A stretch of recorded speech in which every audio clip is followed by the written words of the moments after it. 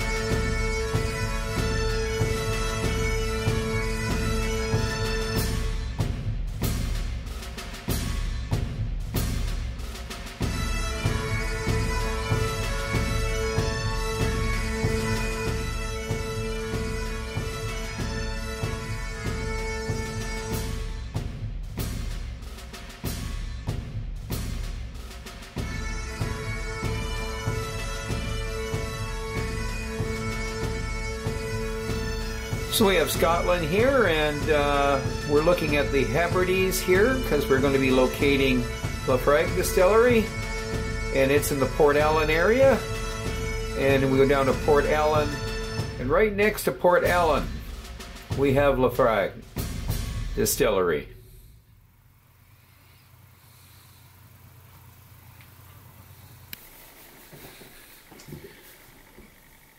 Well, Laphroaig lore. 18-year-old was discontinued, and this is what they've replaced it with, a non-age statement.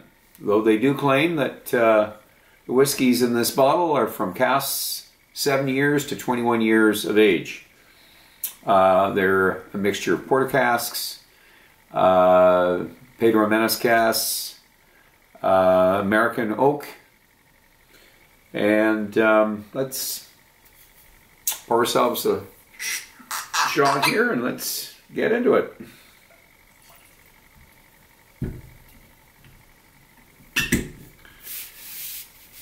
So,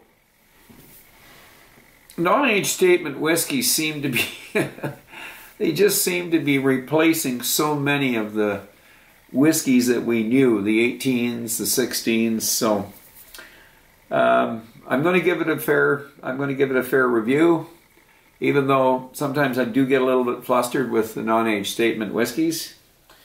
Let's go at her. You know, I have done notes on this just to kind of help me along here because each day is a little different. Just kind of keeps things flowing here.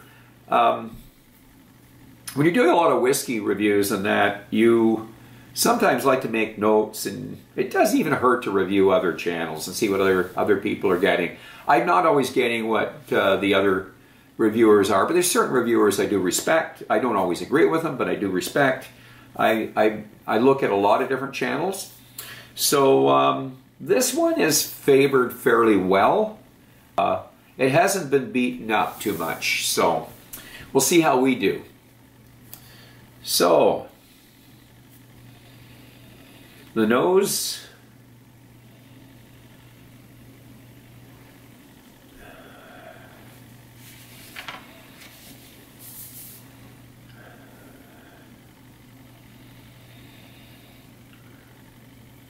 So there's plenty of medicinal peat smoke. And I've noticed that not just now, but numerous times I've noticed it. So that's the first thing that hits me.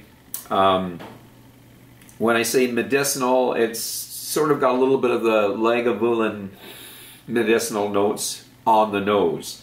I'm getting raisins, I'm getting marmalade, dried dark fruits, blackberries,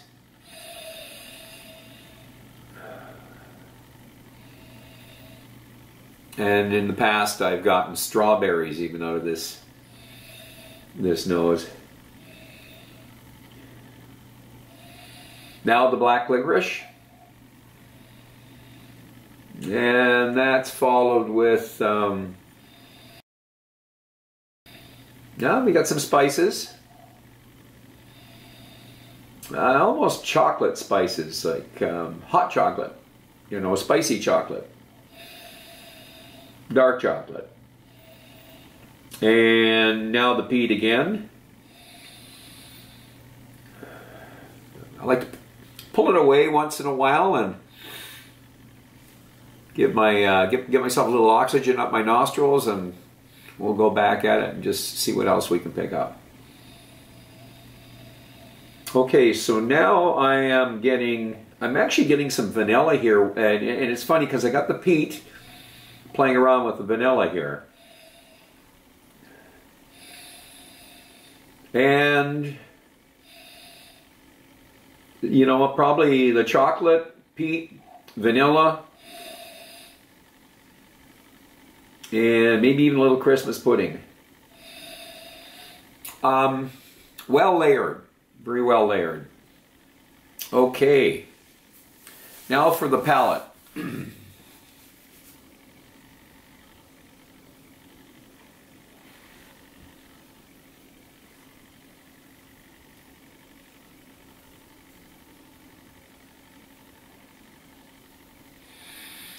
So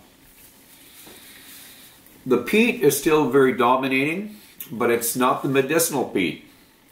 I'm getting it on the back of the tongue, more of a, I would say, instead of the medicinal, you know, peat that you taste in a Lagavulin, I'm tasting more of a bonfire, maybe a beach fire.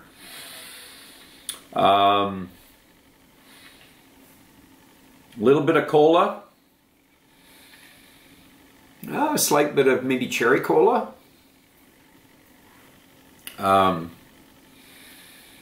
maybe some cobbler, of course the dried fruit again, figs and dates, and now it's faded. It's gone. It's left my mouth dry. Well, let's take another shot.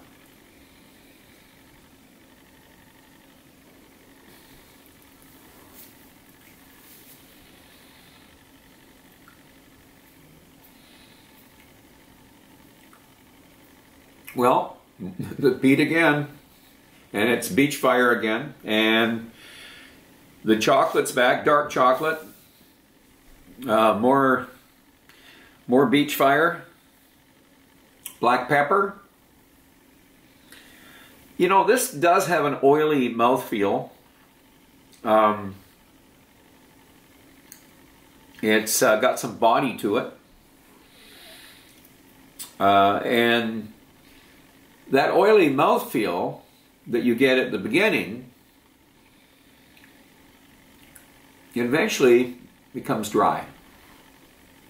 And it's not bad. No, it's actually, there's no bitterness. There's no astringent flavors. It's actually a nice whiskey for the finish.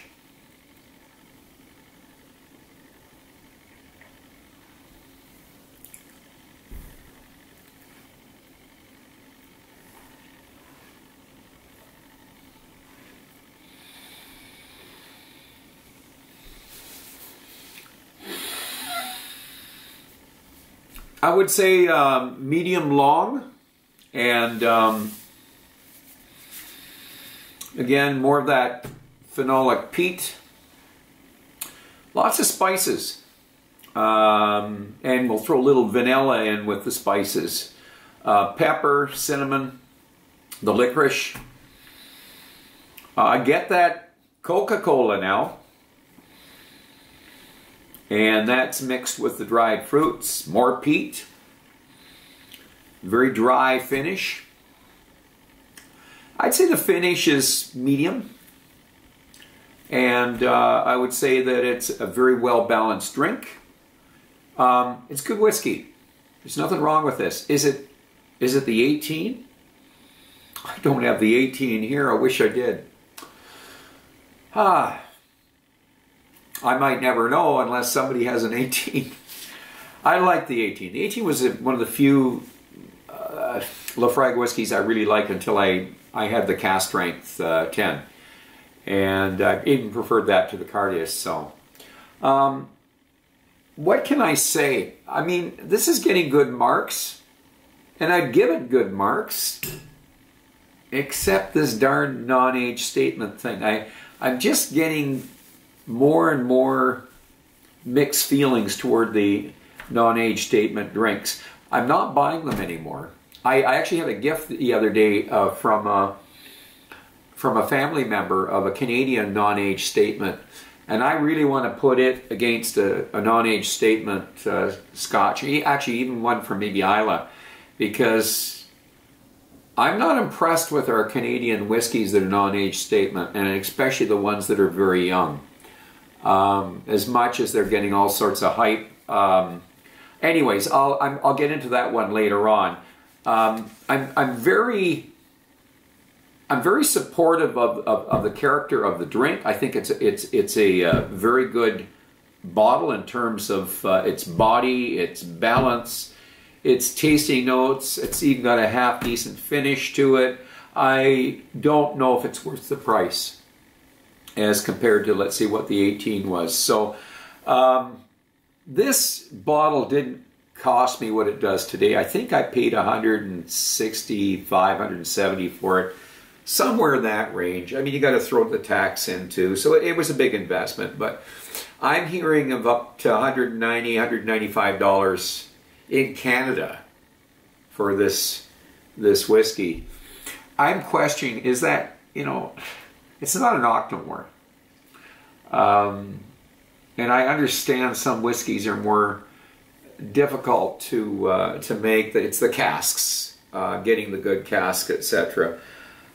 Well, I had to walk away from this review, and walk away because I felt that the review was kind of going a direction that wasn't as sincere as it should have been. At the beginning of the review, I certainly spoke quite highly of the whiskey. Through the review, I seemed to favor it, but I was kind of going a different direction toward the end of the review. I'm going to say that my reviews are going to be from me. I have my own style. I do it my way, and I try to be sincere. I know a lot of the reviewers do not rehearse. It's a one-shot affair, that's it. I've learned through the years, I'm an old bugger, so I've learned through the years that I can come back to a whiskey and really enjoy it, even though maybe the last time I was drinking it, it wasn't in my wheelhouse. And that happens. And also, when you're experiencing an evening with company and they are all enjoying a specific whiskey, and you are too, I think you have to take that into account. So the review is also a reflection of previous experiences with the whiskey, and they're fairly recent. I'm not saying that, you know, I'm going back 3-4 years with this whiskey. I mean, I would say that what I'm reflecting on is some recent comments from people who have sat down and drank the lore with me, and I feel that this is a decent whiskey, and it should have a respectable score. I think they've done a pretty good job on it. Is it the 18-year-old? No, it's not the 18-year-old. But I don't have the 18-year-old here to do a shootout with it. So I'm going to say that I would look at this under the perspective that I paid less than 160. I found the receipt. I keep my old receipts. I paid less than 160 for the bottle. And I would say that it's well worth an 87 at that price, because I did throw the price in, because what we're looking at is, we look at the palate, the nose, we look at the finish. We reflect on, you know, things like natural coloring. I've got mixed feelings on that one too, but I do reflect on it. Certainly non-chill filtered. There's all these things that you sort of tick off the boxes, and price is going to be one of them. So I'm going to say it ticks off most of those boxes. Me ranting about non-age statement whiskeys, well, that's a personal thing. I'm not putting that into the review. If it's a non-age statement whiskey and I like it, it deserves a fair mark.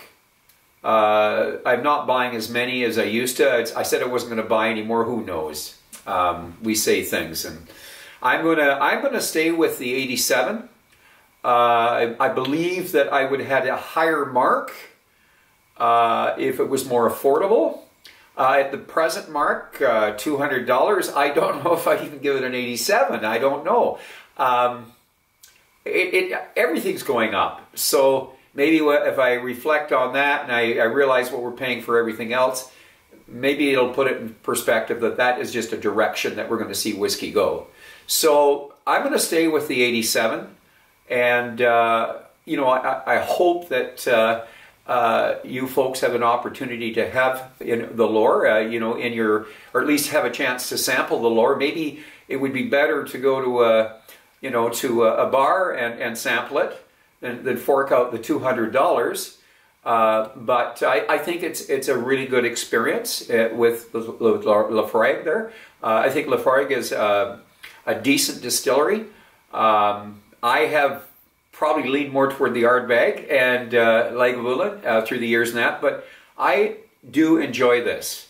So, and I do enjoy the 10-year-old cast strength. I've done the Cardias, I've done the Galileo. You know, I've done a few different Laphroaigs through the years and that. So this is definitely a player. So 87 is my score, and I'm going to say goodbye now. And I want you to drink wisely, don't drink and drive, and be safe. Until the next time, cheers.